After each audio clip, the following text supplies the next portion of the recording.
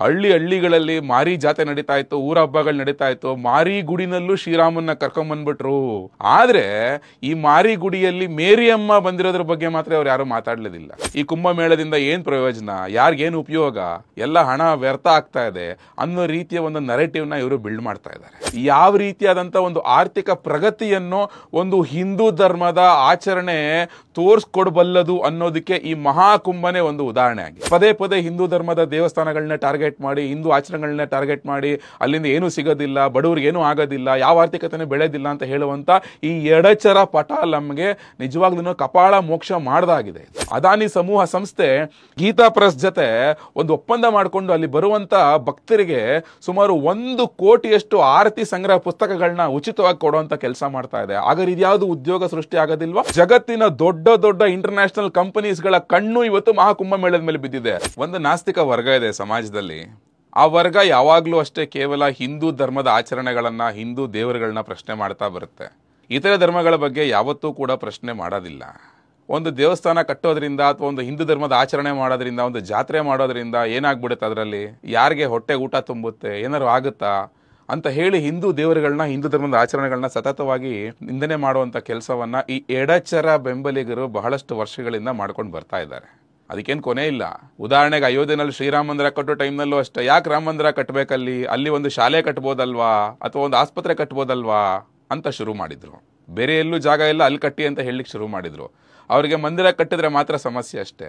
ಅದಕ್ಕೆ ಅವ್ರು ಕೊಡೋವಂಥ ಕೌಂಟರ್ ಉತ್ತರ ಏನು ಅಂತ ಹೇಳಿದ್ರೆ, ಏನು ಬಂದ್ಬಿಡುತ್ತೆ ಅದರಿಂದ, ಅಷ್ಟು ಕೋಟಿ ಕಟ್ತೀರಾ ನೀವು, ಏನು ಆದಾಯ ಬರುತ್ತೆ, ಸಮಾಜಕ್ಕೆ ಏನು ಉಪಯೋಗ, ಈ ರೀತಿಯಾದಂಥ ಒಂದಷ್ಟು ವಿತಂಡ ವಾದಗಳನ್ನ ಮಾಡಿಕೊಂಡೇ ಬರ್ತಾ ಇದ್ದಾರೆ. ಮಾತೆತ್ತಿದ್ರೆ ಈಗ ಮತ್ತೊಂದು ಎಡಚರರ ವಾದ ಶುರುವಾಗಿದೆ. ಹಳ್ಳಿಗಳಲ್ಲಿ ಮಾರಿ ಜಾತೆ ನಡೀತಾ ಇತ್ತು, ಊರ ಹಬ್ಬಗಳು ನಡೀತಾ ಇತ್ತು, ಮಾರಿ ಗುಡಿನಲ್ಲೂ ಶ್ರೀರಾಮನ್ನ ಕರ್ಕೊಂಡ್ಬಂದ್ಬಿಟ್ರು ಅನ್ನೋ ಒಂದು ಹೊಸ ನಿರೂಪಣೆಯನ್ನ ಇವರು ಶುರು ಮಾಡಿದ್ದಾರೆ. ಇವರು ಮಾರಿ ಗುಡಿನಲ್ಲಿ ಶ್ರೀರಾಮನನ್ನ ಕರ್ಕೊಂಡ್ಬಂದಾಗ, ಮಾರಿನೂ ಅಷ್ಟೇ ಶ್ರೀರಾಮನೂ ಅಷ್ಟೇ, ಇಬ್ಬರೂ ಅಷ್ಟೇ ಹಿಂದೂ ಧರ್ಮದ ದೇವರುಗಳು, ಅಲ್ಲೇನೂ ಸಮಸ್ಯೆ ಇಲ್ಲ. ಆದ್ರೆ ಈ ಮಾರಿ ಗುಡಿಯಲ್ಲಿ ಮೇರಿಯಮ್ಮ ಬಂದಿರೋದ್ರ ಬಗ್ಗೆ ಮಾತ್ರ ಅವ್ರು ಯಾರು ಮಾತಾಡ್ಲಿಲ್ಲ. ಸುಮಾರು ಜಾಗಗಳಲ್ಲಿ ಈ ರೀತಿ ಆಗಿದೆ. ಮಾರಿ ಗುಡಿಯಲ್ಲಿ ಮೇರಿಯಮ್ಮ ಬಂದಿರೋದನ್ನ ಮಾತ್ರ ಯಾರು ಮಾತಾಡೋದಿಲ್ಲ. ಯಾವ ರೀತಿ ಸಮಾಜ ಸೇವೆ ಹೆಸರಿನಲ್ಲಿ ಮತಾಂತರಗಳು ನಡೀತಿದೆ ಅಲ್ವಾ ಕ್ರಿಶ್ಚಿಯನ್ ಧರ್ಮದಲ್ಲಿ, ಅದ್ರ ಬಗ್ಗೆ ಅವ್ರು ಯಾರು ಮಾತಾಡೋದಿಲ್ಲ. ಕೇವಲ ಹಿಂದೂ ಧರ್ಮದ ದೇವರುಗಳು, ಹಿಂದೂ ಧರ್ಮದ ಆಚರಣೆಗಳೇ ಇವರ ಟಾರ್ಗೆಟ್ ಆಗಿರ್ತವೆ. ಈಗ ಪ್ರಯಾಗ್ರಾಜ್ನಲ್ಲಿ ಮಹಾಕುಂಭಮೇಳ ನಡೀತಾ ಇದೆ 144 ವರ್ಷಗಳ ನಂತರ. ಅಲ್ಲೂ ಅಷ್ಟೇ ಈ ಕುಂಭಮೇಳದಿಂದ ಏನ್ ಪ್ರಯೋಜನ, ಯಾರಿಗೇನು ಉಪಯೋಗ, ಎಲ್ಲ ಹಣ ವ್ಯರ್ಥ ಆಗ್ತಾ ಇದೆ ಅನ್ನೋ ರೀತಿಯ ಒಂದು ನರೇಟಿವ್ ನ ಇವರು ಬಿಲ್ಡ್ ಮಾಡ್ತಾ ಇದ್ದಾರೆ.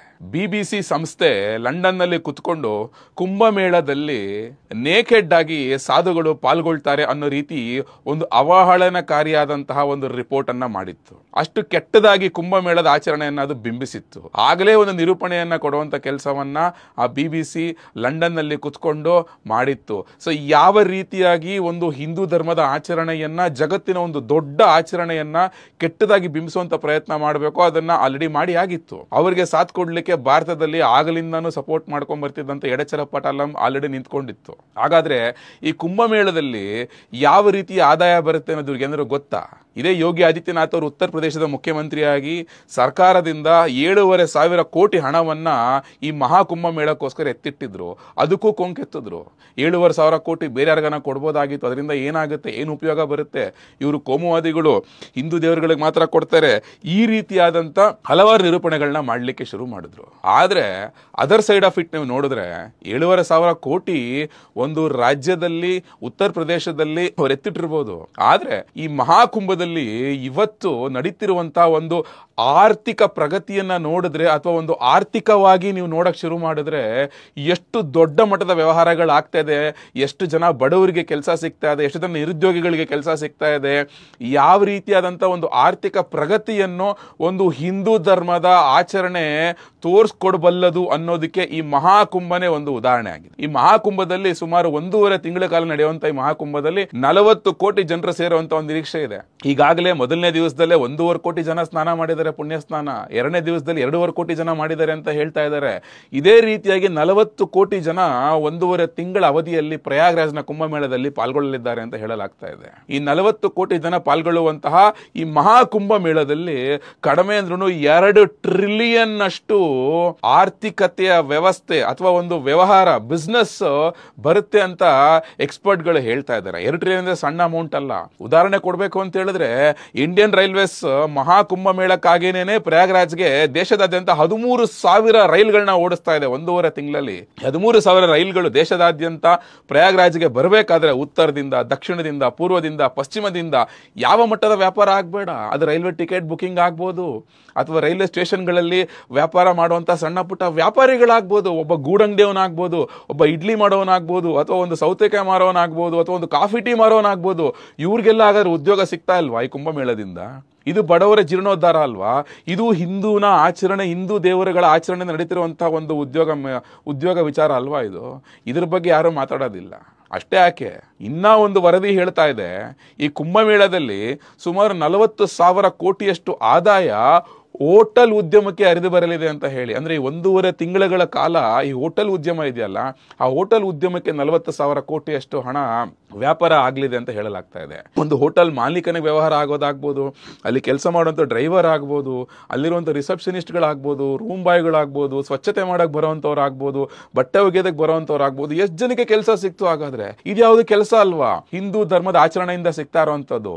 ಇದ್ಯಾವುದು ಎಕನಾಮಿಕ್ ಡೆವಲಪ್ಮೆಂಟ್ ಅಲ್ವಾ? ಇದ್ಯಾವುದು GDP ಕಾಂಟ್ರಿಬ್ಯೂಟ್ ಮಾಡೋದಿಲ್ವಾ? ಈ ಪ್ರಶ್ನೆಗಳನ್ನ ಕೇಳಲೇಬೇಕಲ್ಲ ಎಡಚರರಿಗೆ, ಯಾರು ವಿರೋಧ ಮಾಡ್ತಾ ಇದ್ದಾರೋ ಅವ್ರಿಗೆ.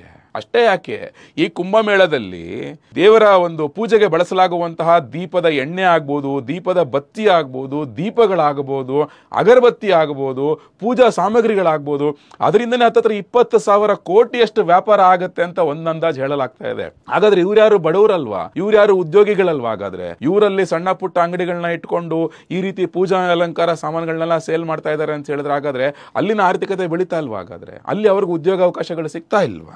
ಈ ಅಲ್ಲಿರುವಂತಹ ಸಣ್ಣ ಪುಟ್ಟ ಗೂಡಂಗಡಿಗಳು, ನಿಮ್ಗಲ್ಲಿ ಇವಾಗ ಯಾವ್ದೋ ಚಾಕ್ಲೇಟ್ ಮಾರುವಂತ ಅಂಗಡಿ ಆಗ್ಬೋದು, ಬಿಸ್ಕೆಟ್ ಮಾರುವಂತ ಅಂಗಡಿ ಆಗ್ಬೋದು, ಸಣ್ಣ ಪುಟ್ಟ ಚಿಪ್ಸ್ ಎಲ್ಲ ಮಾರುವಂತ ಅಂಗಡಿಗಳಾಗ್ಬೋದು, ಈ ಸಣ್ಣ ಪುಟ್ಟ ಅಂಗಡಿಗಳಿಂದಾನೇ ಹತ್ತತ್ರ 20,000 ಕೋಟಿ ಮತ್ತಷ್ಟು ರೆವಿನ್ಯೂ ಬರುತ್ತೆ ಅಂತ ಹೇಳಲಾಗ್ತಾ ಇದೆ.